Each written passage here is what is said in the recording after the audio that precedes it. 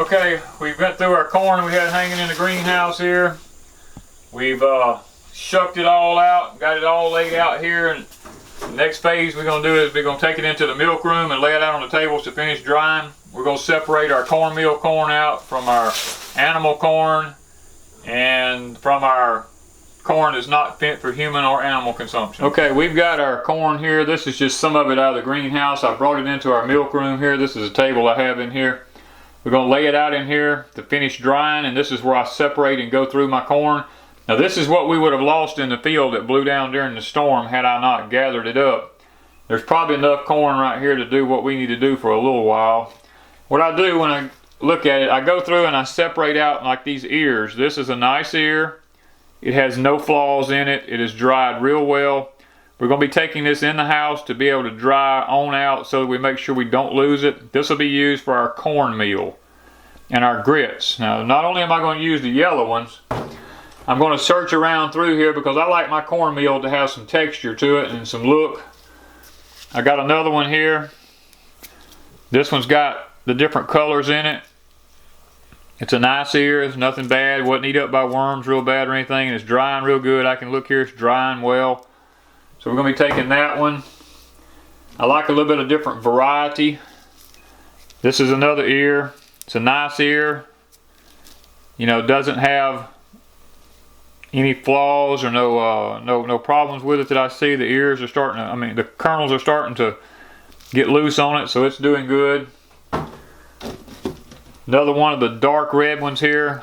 I love a variety. So of course when you grind it, it's all yellow on the inside. You just get these little flakes in it that gives it some color. Now I'll pick out some more of the yellows. These are perfect. There's nothing wrong with them. Blemish free. No worm signs. Here's another one here. Trying to take this kind of stuff in the house with us for cornmeal. Now a couple of other things I want you to look at is to how I separate my corn. I'll take ears like this here.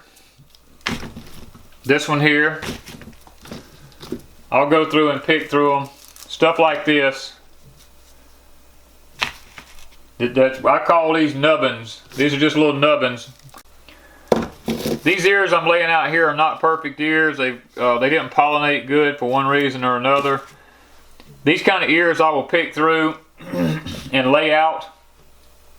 This is what I grind up and shell out and grind for my animal feed, because they're not good ears for anything else. Once they dry, I'll run them through the sheller, and then from the sheller we'll go to the grinder and make animal feed out of them. Now one thing I want to point out to everybody, when you're doing corn like this, letting it dry in the field, there's something you want to be really cautious of, and that is what you see on this ear right here. This is a mold that gets started in your corn. This stuff is toxic not only to your animals, it's toxic to humans. It's an alpha toxin type poisoning. It is a mold that gets started down between them. And you do not want to use this for human consumption or animal consumption. Now you notice I'll separate those out. Here's another one here that's got a little bit of it on the outside of it. Another one here. You can see how it started on the end up here. That mold and alpha toxin is in it.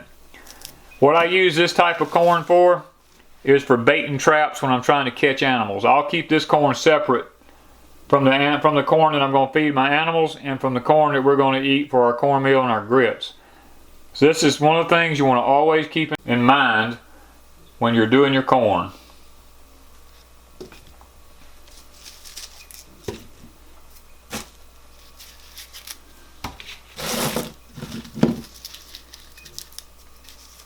These are some beautiful red ears. I want to show y'all, I built this hopper system here.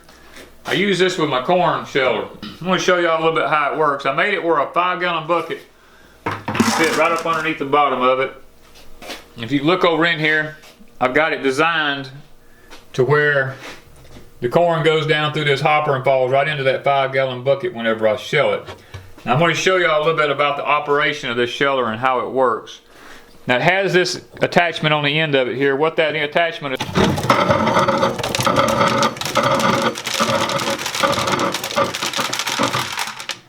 that does is takes the kernels off the ends of the corn cob. And then next, you'll turn it up. You drop it in right here.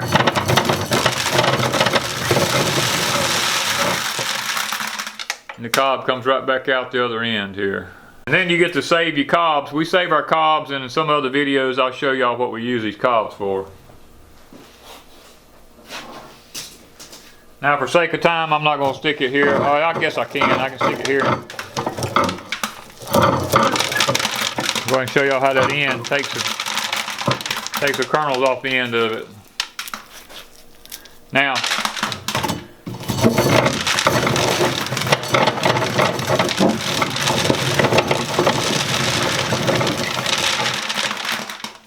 and the cob comes right back out in my hand.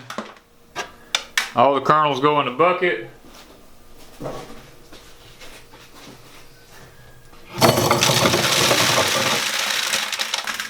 That's pretty quick. Now, it may not get everyone if you take your hand like that, the rest of them fall right off of there. This is good animal feed. That's what we use it for. One more here for demonstration purposes. We'll go ahead and sometimes I'll throw them in twice. That gets all of them out. That way you don't have your cobs in with your seeds. Then take it out. That's how fat. That's the corn seed right there. Now this kind of seed will go in for animal feed for us. And so the dining room becomes a drying room for our corn, for cornmeal and grits. Isn't that gorgeous? We also have pears that we will be canning next day or two. Still have some produce over here that's in the floor. We also have the canners, dried herbs, another canner, vacuum seal, seeds drying, and more seeds drying.